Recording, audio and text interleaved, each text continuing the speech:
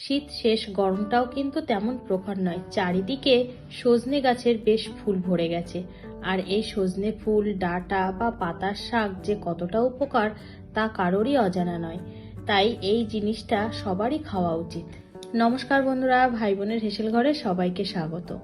আজ আমি এই সজনে ফুলেরই একটা রেসিপি আপনাদের সাথে শেয়ার করব। ভিডিওটিকেও স্কিপ করবেন না, পুরো ভিডিওটি দেখার জন্য অনুরোধ রইল। এই রেসিপিটার জন্য আমি এখানে কিছুটা সজনে ফুল নিয়েছি। এটা আমাদের বাড়ির গাছেরই ফুল, টাটকা ফুল একদম, এই দেখুন।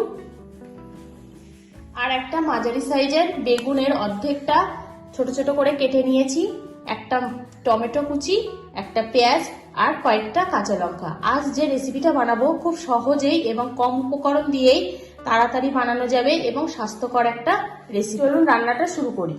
প্রথমে আমি গ্যাসে কড়াই বসিয়ে দিয়েছি। কড়াইতে তেল এবং শুকনো লঙ্কা ফোড়ন দেওয়ার ভিডিওটা আমি স্কিপ করে গেছি। লঙ্কাটা একটু তেলে নাড়াচাড়া করে নিলাম। লঙ্কাটা হালকা ভেজে নিয়েছি। এবার আমি এর মধ্যে দিয়ে দেবো কেটে রাখা পেঁয়াজ কুচি। পেঁয়াজটা তেলের সাথে একটু হালকা নাড়াচাড়া করে নেব। 1 মিনিট মতো তেলে আমি পেঁয়াজটা নাড়াচাড়া করে নিয়েছি। এবার আমি এর মধ্যে দিয়ে দিলাম টমেটো কুচি।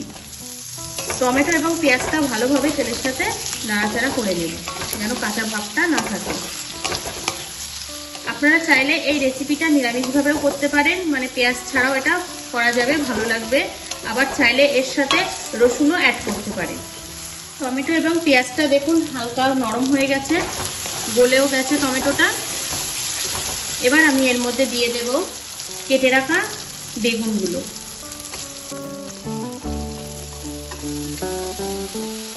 বেগুনটাও তেলের সাথে ভালোভাবে একটু নাড়াচাড়া করে নেব।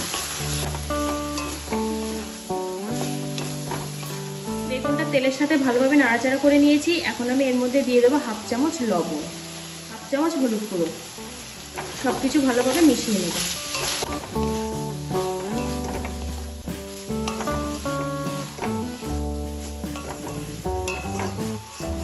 বেগুনটা যাতে তাড়াতাড়ি নরম হয়ে যায় তার জন্য 2 মিনিটের জন্য আমি ঢাকা দিয়ে দিলাম। 2 মিনিট পর আমি ঢাকাটা খুলে নিলাম। আবার একটু নেড়ে চেড়ে দেব। বেগুনটা বেশ ভালোভাবে নরম হয়ে গেছে, এই দেখুন। এবার আমি এর মধ্যে দিয়ে দেব সজনে ফুলগুলো। ভালোভাবে এবার এটা সবকিছুর সাথে মিশিয়ে নেব।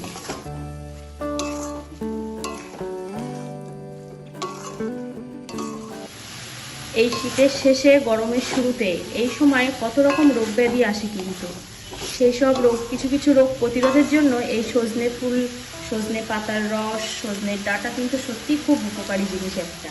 বড় থেকে বাচ্চা সবারই কিন্তু এই জিনিসটা খাওয়া খুবই দরকার। এখানে আমি বেগুনে একটু বেশি পরিমাণে লবণ রেখেছিলাম, ওই জন্য আমি ফুল দিয়ে আর লবণটা দেবো না, পরে আমি একটু টেস্ট করে দেখে যদি প্রয়োজন হয় দেব। এখন আমি এর মধ্যে দিয়ে দেব সামান্য একটু জিরে ও ধনে গুঁড়ো, 1/4 চামচ মরিচ গুঁড়ো, 4টে কাঁচা লঙ্কা, 1/4 চামচ হলুদ গুঁড়ো। সব কিছু আবার ভালোভাবে মিশিয়ে নেব। সব কিছু ভালোভাবে মিশিয়ে নিয়েছি। এবার যাতে মশলাটা তলায় লেগে না যায় তার জন্য আমি পাশ দিয়ে দিয়ে দিলাম সামান্য জল। জলটা দেওয়ার পর আমি আবার ভালোভাবে নেড়ে চেড়ে নিলাম। মশলার ফ্লেভারটা সব কিছুর সাথে ভালোভাবে মেশার জন্য আমি 2 মিনিটের জন্য ঢাকা দিয়ে দিলাম। 2 মিনিট পর আমি এবার ঢাকাটা তুলে দিলাম। একটু নেড়ে চেড়ে দেবো, আবার বেশ একটু মাখা মাখা করতে হবে। এবার আমি এর মধ্যে দিয়ে দেবো 1/4 চামচ চিনি। এটাতে একটু মিষ্টি দিয়ে রান্না করার চেষ্টা করবেন। যারা একেবারে পছন্দ না করেন তারা স্কিপ করতে পারেন, তবে চেষ্টা করবেন একটু মিষ্টি মিষ্টি করে করলে কি হয়, খেতে ভালো লাগবে। এটা চিনিটা ভালোভাবে মিশিয়ে নেব।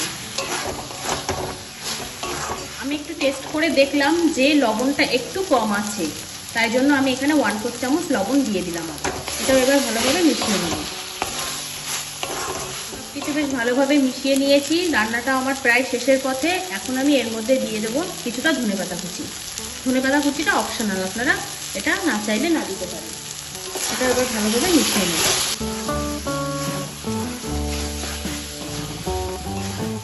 যে সকল বন্ধুরা আমার এই চ্যানেলের ভিডিওটি প্রথম দেখছেন, এতক্ষণ যারা লাইক করেননি অবশ্যই লাইক করে দেবেন, এবং নতুন বন্ধুদেরকে বলছি অবশ্যই একটু সাবস্ক্রাইব করে দেবেন ইউটিউব চ্যানেল থেকে দেখলে। আর যদি ফেসবুক থেকে দেখে থাকেন তাহলে ফেসবুক পেজটিকে ফলো করে দেওয়ার অনুরোধ রইল।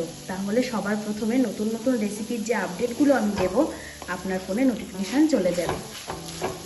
আর যে সকল বন্ধুরা রোজ আমার ভিডিওগুলো দেখছেন, এইভাবে আমাকে সাপোর্ট করছেন, পাশে আছেন, তাদেরকে অনেক ভালোবাসা আমার এবং অনেক ধন্যবাদ এইভাবে সাপোর্ট করার জন্য। আশা করি এইভাবে পাশে থাকবেন। রান্নাটা আমার অলমোস্ট ডান, আমি এবার এটা নামিয়ে নেব।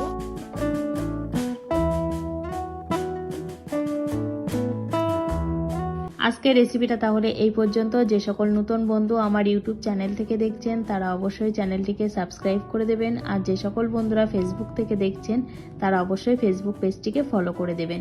আজ তাহলে এই পর্যন্ত, দেখা হচ্ছে পরের কোনো নতুন রেসিপিতে।